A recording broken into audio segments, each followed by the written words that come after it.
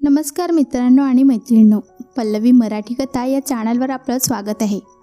इस प्यार को क्या नाम दूं, भाग 29. मागील भागात. पण तुझी आजी मध्ये आली आणि तिने असं काही घडू दिलं नाही. पण त्यानंतर मी आणि आजी डोळ्यात तेल घालून तुझी काळजी घेत होतो. आधीच तू अशक्त जन्माला आली होतीस. त्यात प्रताप कधी तुला काही करेल याचा भरोसा नव्हता. आणि मग त्यातूनही तुझ्या आजीने आणि मी तुझी पुरेपूर काळजी घेतली आणि सतत तुला प्रतापपासून वाचवत होतो. आता पुढे. तू जन्माला आल्यापासून प्रतापने एकदाही तुझ्याकडे पाहिले नव्हते. फक्त स्वतःच्या शरीराची भूक भागवण्यासाठी रात्री दारूच्या नशेत यायचा आणि माझ्या शरीरावर तुटून पडायचा. नाही म्हणाले तर तुला मारायची धमकी द्यायचा. त्या नीच माणसाने तेवढंच करण्यासाठी माझ्याशी लग्न केले होते की काय असं वाटायला लागलं होतं. पण तुझ्याकडे बघून मी दिवस काढत होते आणि तुझ्या आजीच्या मायेचा हात तेवढा होता माझ्या डोक्यावर. बोलता बोलता तू 3 वर्षाची झालीस. छान बोलायचीस.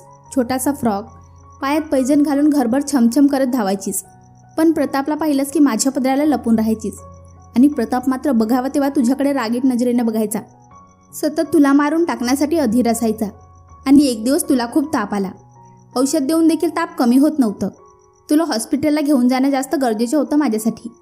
मी आणि तुझ्या आजीने प्रतापकडे यासाठी पैसे देखील मागितले, पण त्याने साफ नकार दिला.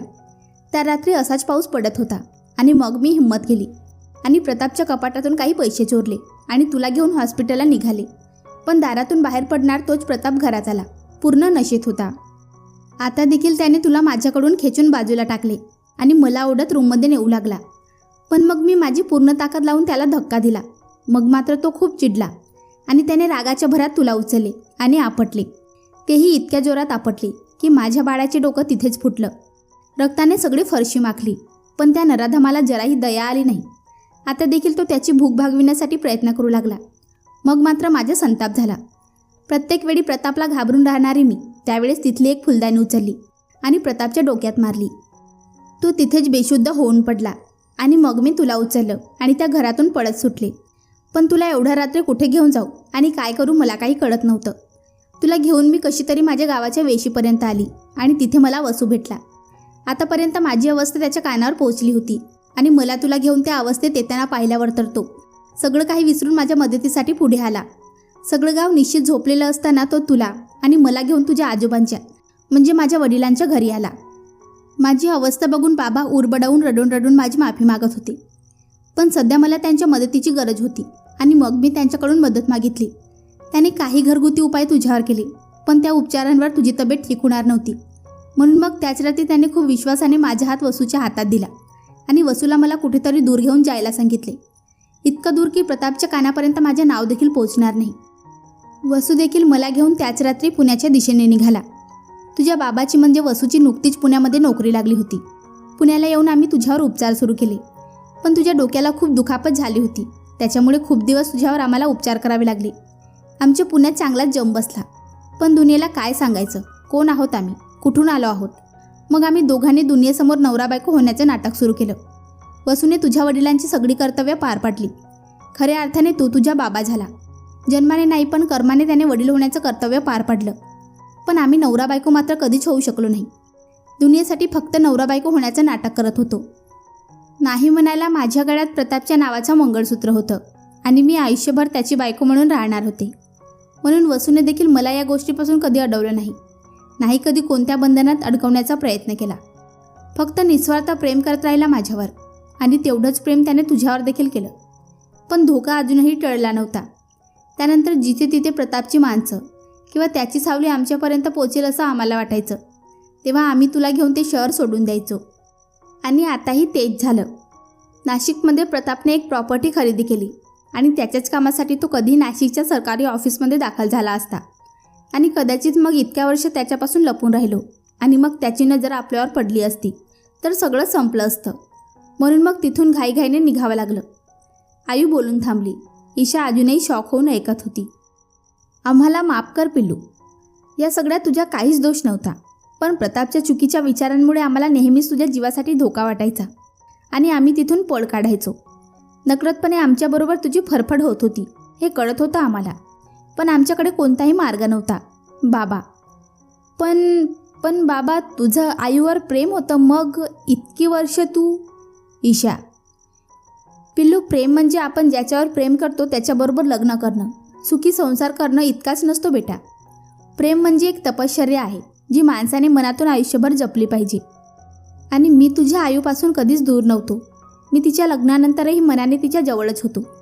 आणि त्या रात्री जेव्हा ती तुला घेऊन माझ्याकडे आली, तर त्या रात्री फक्त मला माझे प्रेम नाही तर माझ्या प्रेमाने एक गोडपरी देखील दिली होती. तुला रक्तबंबाळ घेऊन धावत होतो ना, तेव्हा प्रत्येक क्षण हेच वाटत होतं की तू त्या प्रतापची नाही तर माझी मुलगी आहेस. आणि मी खरंच तुला मुलगी मानली आहे. सख्या मुली इतकंच प्रेम केलं आहे.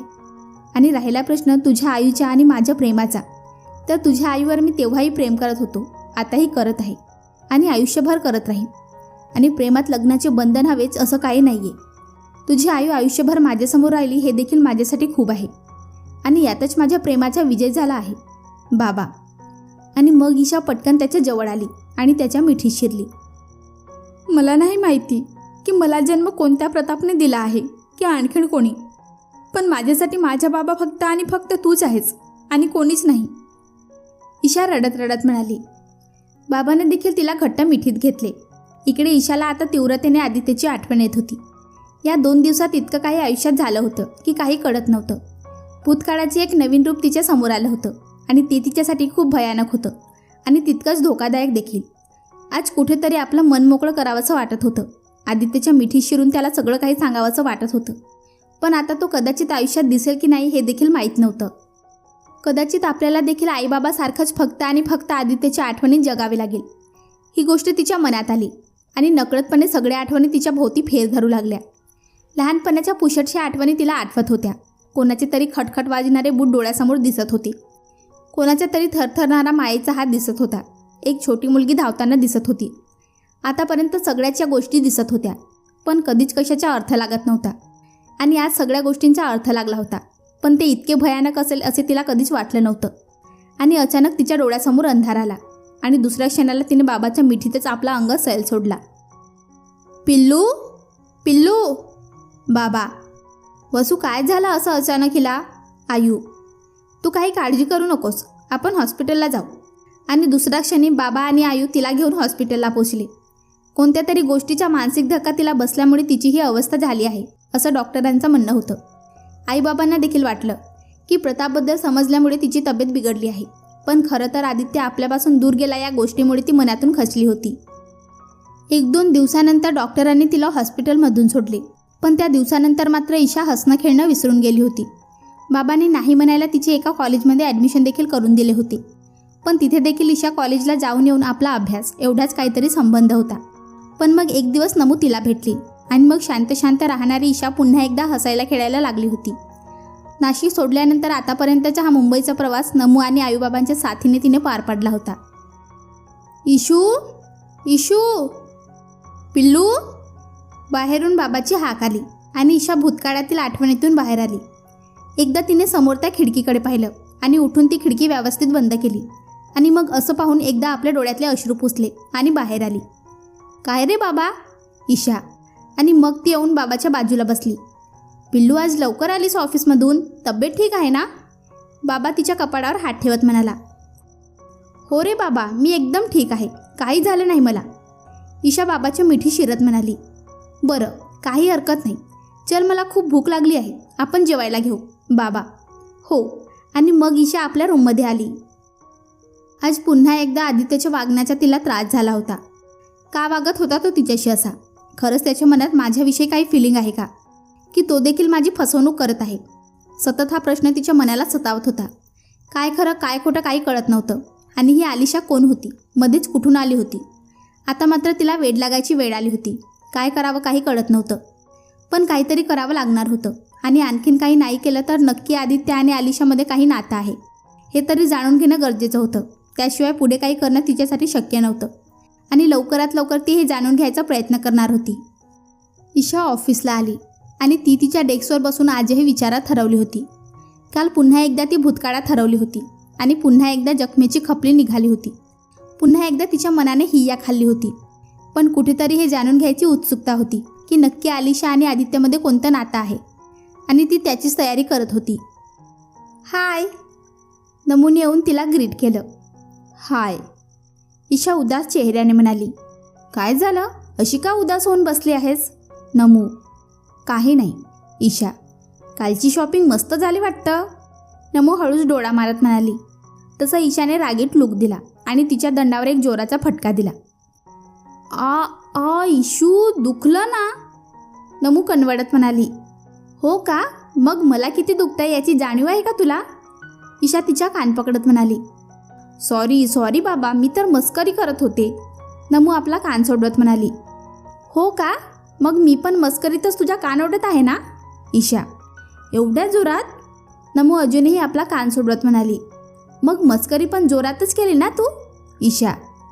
अच्छा बाबा, पुन्हा नाही करणार. प्लीज आता तरी सोड माझा कान, मला दुखत आहे. नमू. तसं ईशाने तिचा कान सोडला आणि पुन्हा तिच्या चेअरवर बसली. ईशा अजूनही रागाने आदित्यच्या केबिनमध्ये पाहत होती. अगं रागावून काही होणार नाही. जा, सांग त्यांना तुझे किती प्रेम आहे त्यांच्यावर. नमू. काही गरज नाही त्यांना काही सांगायची, आणि त्यांना मुळात माझी किंवा माझ्या प्रेमाची गरज नाही. ती टवडी आहे ना त्यांच्यासोबत. ईशा रागाने म्हणाली आणि फाईल घेऊन वर्किंग साईडवर गेली. ती गेली तसं नमू मोठ्याने हसायला लागली. ईशा कसं होणार तुझं? कधी घडाघडा बोलणार तू? देवा, आता तूच काहीतरी कर, नाहीतर ही बया माझ्या शरीराचे अवयव एक एक करून मोडून टाकेल. एकतर हिला बोलायची अक्कल दे, नाहीतर त्या सरांना बोलायची हिंमत दे. नमू एकटीच बडबडत होती. ईशा सरळ वर्किंग साईडवर आली आणि आपल्या कामाला लागली. हाय ईशा, मागून एक आवाज झाला. तसं तिने मागे वळून पाहिलं तर समोर स्वप्नील उभा होता. हाय स्वप्नील. ईशा कसूनच हसत म्हणाली. कशी आहेस? स्वप्नील. मी ठीक आहे, तू कसा आहेस? ईशा. वाटत तर नाही. स्वप्नील. म्हणजे? ईशाने न समजून विचारलं. तू ठीक आहेस असं वाटत नाही. स्वप्नील. असं काही नाही, मी एकदम ठीक आहे. ईशा आपली नजर चोरत म्हणाली. ईशा माणूस इतरांशी खोटं बोलतो, पण निदान त्याने स्वतःशी तरी खोटं बोलू नये. स्वप्नील. प्लीज स्वप्नील, या गोल गोल बोलण्याने मला अडवण्याचा प्रयत्न करू नकोस. मी ठीक आहे, आणि असेल काही माझ्या आयुष्यात प्रॉब्लेम तर त्यात काही नवीन नाही. जगात प्रत्येक माणसाला काही ना काही प्रॉब्लेम असतात. मी एकटीच नाही जिला प्रॉब्लेम आहेत, आणि त्यातून कसं बाहेर पडायचं हे मला माहीत आहे. त्यासाठी तुला काळजी करायची काहीच गरज नाही. ईशा जरा कडक शब्दात म्हणाली. ईशा, खरंच तू ग्रेट आहेस. मनात इतकं सगळं सुरू असताना किती शांतपणे तू स्वतःला समजावतेस की काही प्रॉब्लेम नाही म्हणून. स्वप्नील. मी काहीच स्वतःला समजावत नाही. माझ्या आयुष्यात काही प्रॉब्लेम नाही, सगळं ठीक आहे, आणि तूही जास्त माझा विचार करू नकोस. ईशा.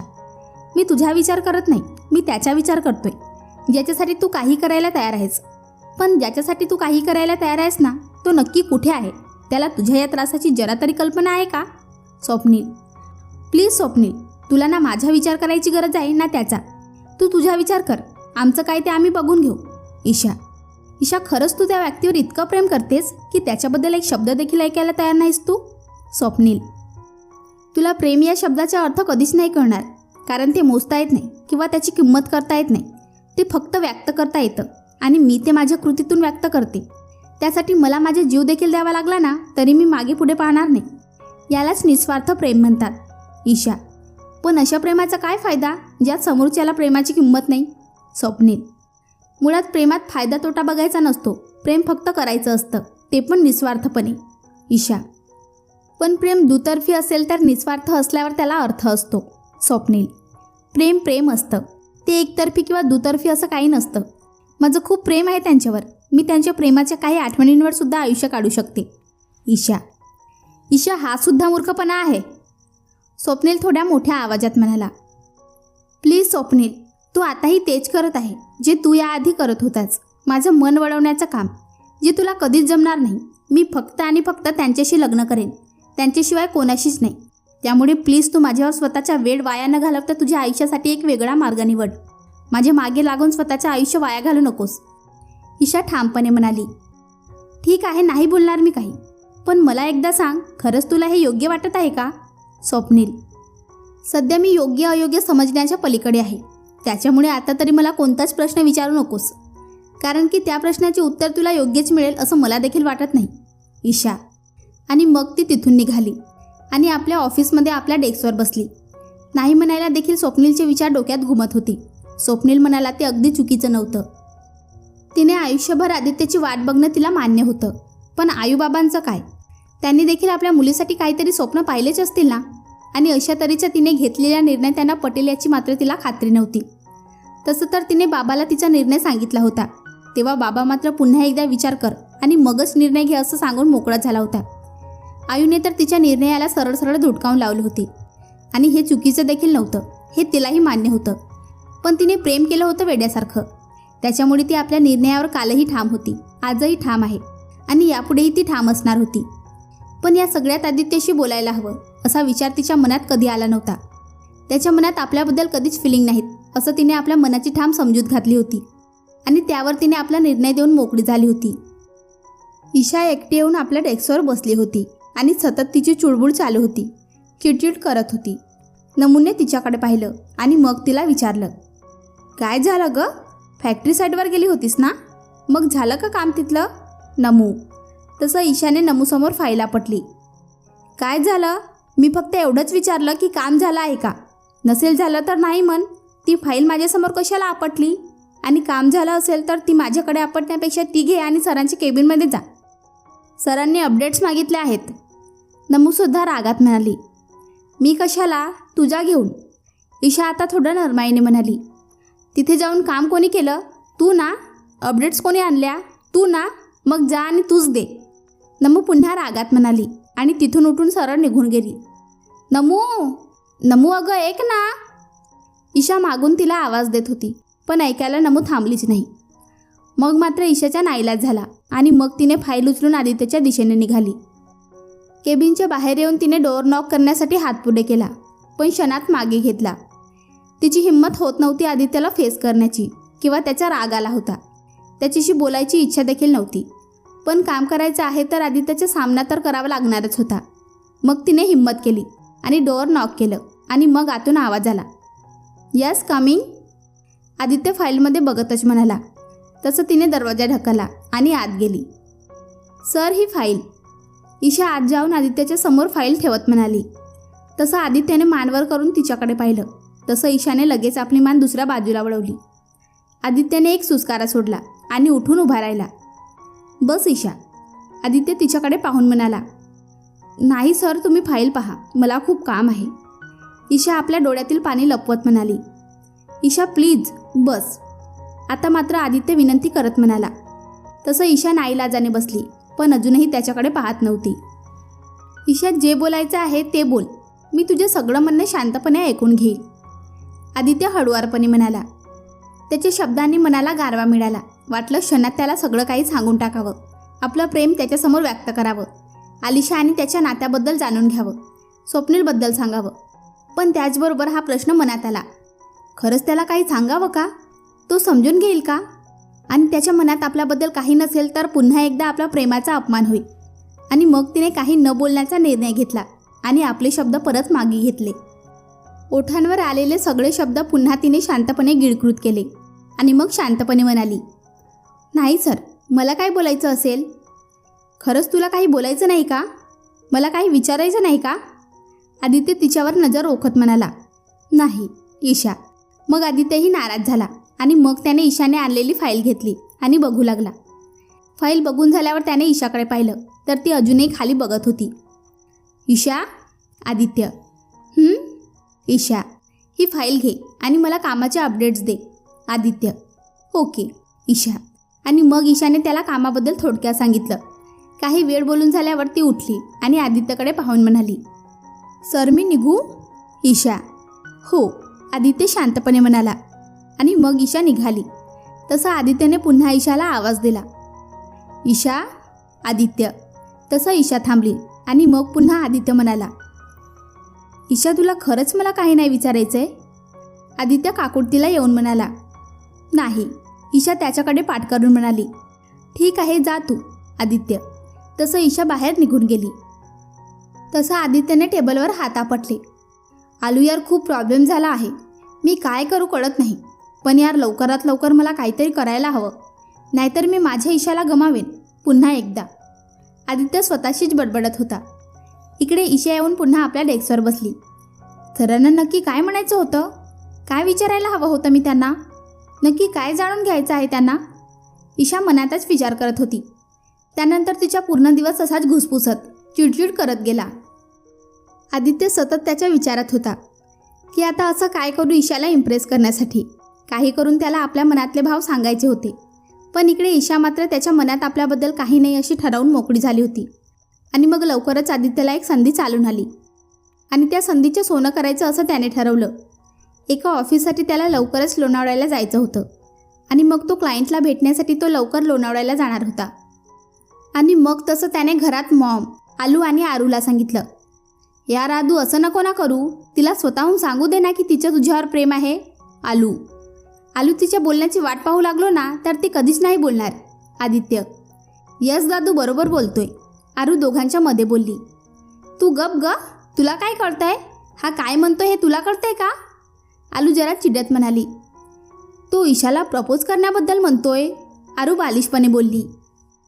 आरू शांत बस, नाही तर आता मार खाशील. आलू, दादू, आरू रडक्या सुरात म्हणाली. आलू यार तिच्यावर कशाला चिडतेस? आदित्य, मॉम शांतपणे त्यांचं बोलणं ऐकत होत्या. चिडू नको तर काय करू? आणि तुला तरी कळतंय का तू काय करायला निघाला आहेस ते? अरे मी म्हणत नाही की तू ईशाला प्रपोज करू नको. तू आणि ती एकत्र आले तर मलाच जास्त आनंद होणार आहे. पण आता मला वाटतं की तिच्या मनात नक्की काय हे जाणून घ्यायला हवं. म्हणून तर मी तुझ्याजवळ येण्याचं नाटक करत होते, जेणेकरून ती आपल्या मनातील सगळ्या गोष्टी तुझ्यासमोर व्यक्त करेल, पुन्हा एकदा आपलं प्रेम कबूल करेल. पण तू सगळा गोंधळ घातलाच. तू आता म्हणतोस की तू तिला प्रपोज करणार, मग नक्की तिच्या मनात तुझ्याबद्दल प्रेम आहे की नाही हे कसं कळणार? आलू, हे पण बरोबर आहे. आलू म्हणते ते बरोबर आहे. ईशाच्या मनात नक्की तुझ्याबद्दल प्रेम असेल तर ती जेलस होऊन पुन्हा एकदा तुझ्यासमोर आपलं प्रेम नक्की कबूल करेल. पण जर तसं नसेल तर मग तुझ्या प्रपोज करून काय फायदा? आरू, तुम्ही दोघी बोलताय ते एकदम बरोबर आहे. तिच्या मनात माझ्याविषयी प्रेम असेल तर ती जेलस होऊन मला नक्की प्रपोज करेल, असं तुमच्या दोघींचं म्हणणं आहे. पण जेव्हापासून आलू आली आहे ती माझ्यापासून जास्त दूर गेली आणि याच्यापुढे ती तिच्या मनातले भाव बोलून दाखवेल असं देखील मला वाटत नाही. आणि तिच्या मनात माझ्याबद्दल प्रेम आहे हे मला आजही तिच्या नजरेतून कळतं आणि म्हणूनच मी तिला प्रपोज करण्याचा निर्णय घेतला आहे. आदित्य, तुला जर असं वाटत असेल तर मग तू नक्कीच तिला प्रपोज कर. आलू, भाई खरंच तू ईशाला प्रपोज करणार? आरू उड्या मारत म्हणाली. यस. आदित्य, हिला बघ किती आनंद झाला आहे. आलू, होणारच. तुला माहिती आहे ईशा जगातली बेस्ट वहिनी असेल. ती इतकी भारी आहे ना की विचारू नकोस. आणि माझा दादू माझ्यावर जितकं प्रेम करतो ना तेवढंच प्रेम ईशा देखील माझ्यावर करणार याची मला खात्री आहे. म्हणून मला जर वहिनी म्हणून कोणी हवी असेल ना तर ती फक्त आणि फक्त ईशू हवी आहे. आरू अभिमानाने ईशाबद्दल बोलत होती. आता मात्र मॉम आदित्यासमोर येऊन उभ्या राहिल्या.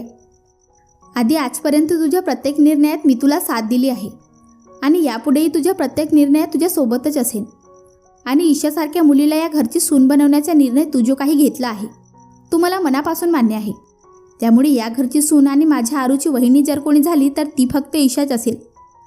मॉम आदित्यच्या गालावरून हात फिरवत म्हणाल्या. ए दादू, आता तर फक्त ईशाच या घरची सून होणार. आरू उड्या मारून म्हणाली आणि आदित्यच्या गळ्यात पडली. तसं सगळेच हसायला लागले. चला आता आदित्यच्या घरच्यांचाही प्रश्न मिटला. सगळे त्यांच्या लग्नासाठी तयार आहेत. पण आदित्यच्या मनात फक्त आता ईशाचे विचार सुरू होते. काही करून त्याला तिला पुन्हा गमवायचे नव्हते. म्हणून मग तो लवकरच ईशाला घेऊन लोणावळ्याला जाणार होता आणि मग तिथेच तिला प्रपोज करणार होता. इकडे ईशा घरी आली. नेहमीप्रमाणे आपला आवरून बाहेर आली. बाबा देखील आवरून जेवायला आला. त्यांच्या तिघांच्या हसत खेळत जेवण झालं. तिघेही मग झोपायला निघून गेले. ईशा आपल्या रूममध्ये फक्त इकडून तिकडून कूच बदलत होती. तेवढ्यात तिच्या रूमचा दरवाजा उघडला गेला. तिने उठून पाहिलं तर बाबा तिच्या रूममध्ये येत होता. बाबा तू इथे? झोपला नाहीस? ईशाने आत येणाऱ्या बाबाला विचारलं. बाबा आत येऊन तिच्याजवळ बेडवर बसला आणि मग हळूच तिच्या हातात कॉर्नॅटो दिली आणि हसत हसत मानेनेच खा असं म्हणाला. तसं ईशाने त्या कॉर्नॅटोकडे फक्त पाहिलं आणि कसनूस हसली. खा खा, नाहीतर वितळून जाईल ती आणि भूकही लागली असेल ना तुला. बाबा त्याची आईस्क्रीम खाता खाता म्हणाला. तसं ईशाने चमकून बाबाकडे पाहिलं. असं काय पाहतेस? माझी पिल्लू व्यवस्थित जेवत नाही, तिला झोप येत नाही. याचा अर्थ हाच की तिला काही प्रॉब्लेम आहे. नक्की काय सुरू आहे तिच्या आयुष्यात जे ती आता तिच्या आईबाबापासून लपवत आहे? बाबा त्याची आईस्क्रीम खाता खाता म्हणाला. नाही रे बाबा, असं काही नाही, सगळं ठीक आहे माझ्या आयुष्यात. ईशा नजर चोरत म्हणाली. इशू पिल्लू, तुला खोटं बोलता येत नाही. त्यामुळे तू प्रयत्नही करू नकोस. बाबा तिच्या बाजूला सरकत म्हणाला. तसं ईशा देखील बाबाच्या मिठीत शिरली आणि त्याच्या छातीवर डोकं ठेवून निवांतपणे तिने घट्ट डोळे मिटले. काय झालं पिल्लू? बाबा बाबा तुझी ट्रान्सफर करून घे ना, ईशा डोळे मिटूनच म्हणाली. तसं बाबाने पटकन तिला आपल्या मिठीतून बाहेर काढलं आणि तिचा चेहरा आपल्या ओंजळीत घेऊन विचारलं. काय झालं पिल्लू, तू असं का बोलतेस? बाबा काही नाही रे बाबा, पण मला आता इथे राहायची इच्छा नाही. ईशा पिल्लू नक्कीच असं काहीतरी झालं आहे ज्यामुळे तू हे बोलत आहेस. बाबा तसं पटकन ईशाचे डोळे भरले आणि ती पुन्हा बाबाच्या मिठीत शिरली आणि हमसून हमसून रडायला लागली आणि रडता रडता बोलत होती. माझं चुकलं बाबा, उगाचच मी त्यांच्या समोर गेले. त्यांच्या समोर नसते गेले तर बरं झालं असतं. ईशा काय झालं पिल्लू, तू अशी का बोलतेस? बाबाने पुन्हा एकदा बोलायला सुरुवात केली. बाबा मी ठरवलं होतं की आदित्य सरांना फक्त बघूनसुद्धा मी खुश असेन, फक्त त्यांना पाहूनसुद्धा मी माझं आयुष्य आनंदात काढू शकेन. मग त्यांनी कुणाबरोबर आनंदाने लग्न केलं तरी ते मान्य होतं मला. पण आज बाबा त्यांना इतर कोणासोबत बघूनसुद्धा मला खूप त्रास होत आहे. कुठेतरी मनात लपलेल्या भावना पुन्हा जाग्या झाल्या आणि त्यांच्याबद्दलचं प्रेम पुन्हा बाहेर आलं. आणि आज त्यांना इतर कोणासोबत बघून मला खूप त्रास होतो आहे आणि मला हा त्रास आता नकोय. ईशा शांतपणे अश्रू गाळत म्हणाली. बेटा प्रेम हे इतकं सोपं नसतं. प्रेमात या अशा त्रासांना समोर जावंच लागतं. बाबा तिच्या डोक्यावरून हात फिरवून म्हणाला. आज जाणीव झाली बाबा मला, तू आईशिवाय कसा जगला असशील.